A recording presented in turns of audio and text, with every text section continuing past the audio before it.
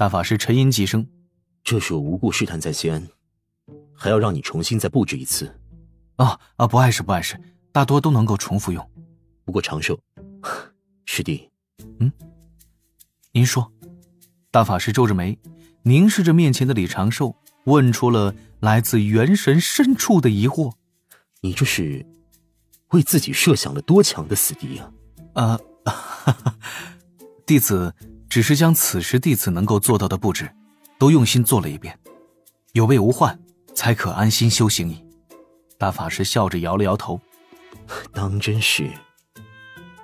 也罢，先随我来。”棋牌室那边99灵蛾正急匆匆地飞来，大法师直接出手，用仙力裹住李长寿，借太极图为能，离了此地，行走虚空，漫步乾坤。大法师刚想说正事，却突然回过神来，瞪脸李长寿：“刚才那句话的意思是，莫不是若这个家伙实力足够，连圣人天道也会化为假想敌？”李长寿小声问：“大法师，怎么了？”圣母娘娘派人喊你去圣母宫中，我特来提醒你一声，免得冲撞了圣人。李长寿眉头轻皱，低声喃喃：“圣人娘娘这般早就下场了，这未免有些于理不合呀。”莫要胡乱揣摩圣人心意。李长寿略微思索，向前走了2步。大法师，师兄，您是天地间最早的那批人族？大法师刚想点头，突然在李长寿平静的双眼中读出了一点套路的味道。片刻后，天庭水神府前，便装带着那圣母宫来的女仙刚到此处，水神府大门打开，其内走出了2道身着道袍的身影。左侧那青年道者自然就是大法师，右侧那白衣白袍的白发翁便是李长寿以本体施展化形术障眼法有物理变装术后的样子。李长寿的思路十分清晰，若是用化身去见圣人娘娘，或是直接将真身套在化身内，都不算稳妥，倒不如用这般方法。若是圣人娘娘怪罪此事，李长寿就立刻解开化形术障眼法，恢复成人教小法师的样子。那仙子向前对着大法师欠身行礼，口称师兄，又对李长寿笑道：“这位就是水神，娘娘有请，不知水神是否得空，随我去圣母宫一趟。”娘娘相召，自当相从。李长寿拱拱手：“劳烦仙子引路。”“请您随我来吧。”这女仙取下云鬓上的玉钗，对着侧旁轻轻一划，做出了一只精致的云舟，欠身请李长寿上船。一旁大法师开口道：“我修行多年，一直未曾去圣母宫中拜访圣母，这次刚好有机会，不如一起同去吧。”言罢，一步迈入到了那木舟上。女仙轻轻眨眼，笑道：“玄都师兄当真对水神在意的紧呢。”而后他并未说什么，站在云舟前端，手提一盏宫灯，驾舟飘向东天门。临走之前，李长寿还对卞庄温声道了一句：“将军辛苦。”卞庄连忙抱拳行礼，在大法师面前他大气儿都不敢出。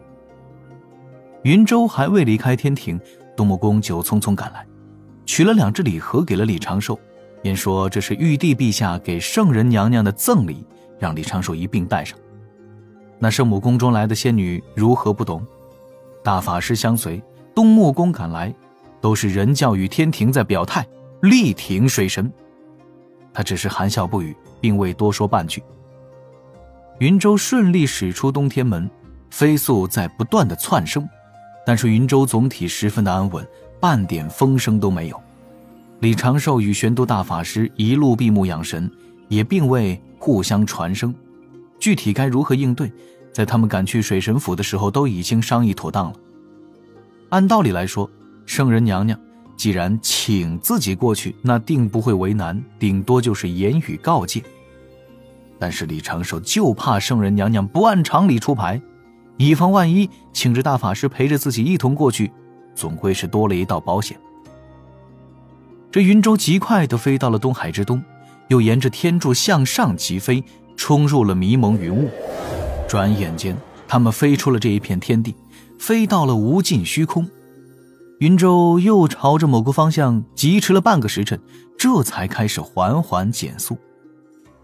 只是这半个时辰，他们已经离开了五步洲不知多少万里。这女仙手中的宫灯已经亮起，忽见夜空中一颗星辰闪烁，云舟便朝着这颗星辰赶去。离近了看，这星辰竟是一座门户，在云舟飞来，将云舟直接吞了进去。玄都师兄，水神已到了圣母宫。女仙轻声道了句。李长寿与玄都大法师睁开双眼，入目便是一片闪烁着七彩霞光的云海，一片宏伟的宫殿群漂浮于云海各处。女仙继续驾云舟而行，穿梭于各处宫殿宝塔之间。此地宛若一处小世界，五行完备，阴阳共生。云海之中有神鸟遨游，各处建筑都可见众多仙子修行嬉闹的倩影。大法师与李长寿也已站起身来，欣赏着圣母宫中的景色。自然有些仙光氤氲的宝池，他们两个难练气势也不便多看。当这艘云舟自此地最宏伟辉煌的金色宝殿路过，大法师就传声道：应当无事，圣母若是因为妖族之事责备你，便会在这座殿内召见。李长寿心底紧绷的弦稍微的放松了一丢丢，但是总体依然是高度紧张。不多时，周遭传来轻微的水声，云雾渐渐退去。这云舟不知不觉间已行在了一片静谧的水潭上，在水面惊起了细细的涟漪。这湖不知边界，这水不知深浅，它就如同一面宝镜，倒映着一片璀璨的星河，让人道心格外宁静。前方出现了小小的岛屿，李长寿抬头看去，岛上那一座阁楼飘出了淡淡的玄妙清灵道韵，让他忍不住想要参悟一二。这圣人居住之所，果真不凡呐！云舟停下，女仙引着三人上岛，有蜿蜒的玉石阶梯通往岛中的阁楼。大法师走在前方，李长寿跟在其后，目不斜视，呼吸平缓。又突然发现这岛屿便是一整块极品仙灵玉雕琢而成。总算行到了那雅致的阁楼前，带他们来此地的女仙柔声道：启禀娘娘，水神已到了。大法师立刻主动做道揖，朗声道：弟子参见师叔。李长寿也跟着做了一个道揖：弟子拜见师叔。忽听门内传来了一声轻笑，有一种难以描绘其万一的嗓音传出，似空灵空幻，又似仁爱慈祥，初听便是觉得那般温柔，却又蕴含着无尽的威严。玄都去别处玩耍，吾只见水神一人。玩耍？大法师却是毫无脾气，笑道：弟子遵命。那女仙做了一个请的手势，带着大法师又从岛上走了回去，上了那云舟，迅速飘远。圣人娘娘，这是几个意思？难不成真的要自掉身价与我谈妖族之事？这不合逻辑，也完全说不通啊。似乎是看透了李长寿所想，阁楼中那般玄妙的嗓音再次响起：不必担心，今日请你过来，并非是为妖族。妖族本为万灵联合拼凑而成，吾的本族为远古先天生灵，如今妖族之中，与吾关系深厚者早已烟消云散。李长寿眉头轻轻舒展，心底却是更加纳闷了。圣人为何主动会对我解释这些？莫非是有更深的算计？可是圣人之能又会算计我什么？谢老爷指点迷津。又听阁楼内传出这般话语，水神，吾有3问，想请你解答。李长寿保持着做到1的姿势，请老爷此题。于是那玄妙的嗓音再次响起，这次似乎多了少许的玩味。柯镇恶的妹妹不应是韩小莹吗？为何会是柯乐儿？李长寿如何不知，当韩小莹这个名字遇到柯镇恶后，背后代表了什么？柯镇恶，上辈子经典武侠故事《射雕英雄传》中的瞎眼大侠，后以江南七怪组合形式出道，在江南一带获得了巨大的成功，是典型的单飞不如组团模式大成功。韩小莹，江南七怪中的小妹，柯镇恶的义妹。这个江南七怪对那个武侠故事中的武林所做出的最大贡献，就是培养了钢铁直男郭靖哥哥。现在最关键的是，韩小莹这个名字是从女娲娘娘口中蹦出来的。李长寿一颗心凉了半截，整个人瞬间紧绷，心底冒出了一个又一个的疯狂想法。不对，可能有诈。瞬息之间，李长寿强行让自己恢复冷静，心底冒出了一连串的选项。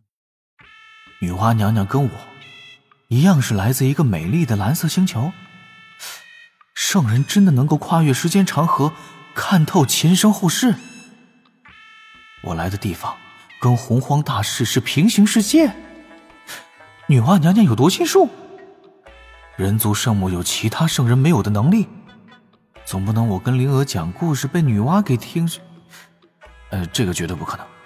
莫说是对灵娥讲上辈子的故事这般不稳健之事，李长寿从8岁开始，连在心里回忆上辈子，那都是小心翼翼，无比谨慎，绝对不会在心底呈现出任何要害信息。甚至李长寿在自己诗性大发又失力不行时，也丝毫不敢吟什么唐诗300首。洪荒天道无所不在，圣人理论上可借天道推算3界所有事，李长寿如何会犯这种低级错误呢？当然了，只是理论上，圣人其实也有诸多的限制。这么多年来，李长寿睡觉也就几次，更是从未让自己真的喝酒喝醉过。咋的了，小徒弟？心底感受到了玄黄塔的灵验。圣人娘娘问你话呢，愣着干啥玩意儿啊？麻溜的把圣人娘娘哄开心了，让咱们见见绣球妹妹。李长寿立刻在心中问道：太爷，圣人可有读心之法？玄黄塔笑骂：菜，这世上心底诽谤圣人家伙多了去了，要真有读心之法，那紫霄神雷不得天天劈呀？不过如果你站在咱老爷面前，可能会被咱老爷直接窥破你的元神啊，看透你的部分想法。圣人娘娘能否做到，这我就不清楚了。李长寿的元神轻轻震颤几下，一缕缕仙光流转，将自己的元神完全包裹起来。按照塔爷所说这般，圣人也无法直接算人心，那自己心底这几十个选项大半都能直接排掉。这种时候不能急，必须要相信万事背后都有完整逻辑，必须相信自己的判断。这种危急时刻，不信自己还能信谁？首先，什么是圣人？圣人不死不灭，万劫不毁，能够重炼风火水土，有能力毁灭洪荒世界。但是圣人之上还有大道，洪荒天地也有天道维持天地稳定。远古最强的圣人道祖洪君，已是放弃了自己成大道圣人的机缘，与天道相合，存在形式已经完全不同。现在6圣中最强的便是自家太清圣人，且太清圣人推演第一，至宝数剑。曾记得太清圣人对自己展示过推演出的原初讯息。收服文静道人时，太清大道感悟，直接放出了一段画面，预示文静道人是摧毁西方12品金莲的重中之重。太清老爷要李长寿出手，将产生混乱的故事线调拨回去，确保文静道人嘬上那么一口。那一次的事件给了李长寿极大的信心，同时也确定了3件事。如今6圣并非真的全知全能，他们的实力也有上限，只能推算出未来某种可能性。未来并非一成不变，存在多种可能性，可以随时产生变化。圣人老爷也在求变，扭转他们不想看到的事，确保他们想看到之事发生。念及此处，巨塔爷催促他开口，不过转息，李长寿已是定下了后续该如何应答。圣人面前也唯有一搏，他虽然已经得了天道认可，但是穿越洪荒这件事绝对不能被任何人知晓。木秀于林而风必摧之的另一解，就是太过稀少的特异性必招毁灭。李长寿保持做到一的姿势，皱眉眨眼，用略带疑惑的口吻缓声道：回禀圣人老爷，科勒尔是敖乙当年为了应对深海妖族发难时取的化名。当时有深海妖族为了诋毁敖乙名声，假冒敖乙行事，故用此法反制。当时我们商量着给科勒尔塑造了一个莫须有的身份，便是敖乙夫人姜思儿的好友。这一次为了铲除妖生山山下诸多业障大妖，且为了吸引更多与之同流合污的业障妖族到妖生山，弟子略施小计，让科勒尔取施美人计，而弟子用科勒尔兄长的身份去发难，从而达到温水煮妖族的战术目的。这柯镇恶只是弟子随口起的名字，其名预示着镇压凶恶，守护朗朗乾坤之意。老爷您说的那个韩小莹，弟子从未听闻过此人，这绝非您问的不对。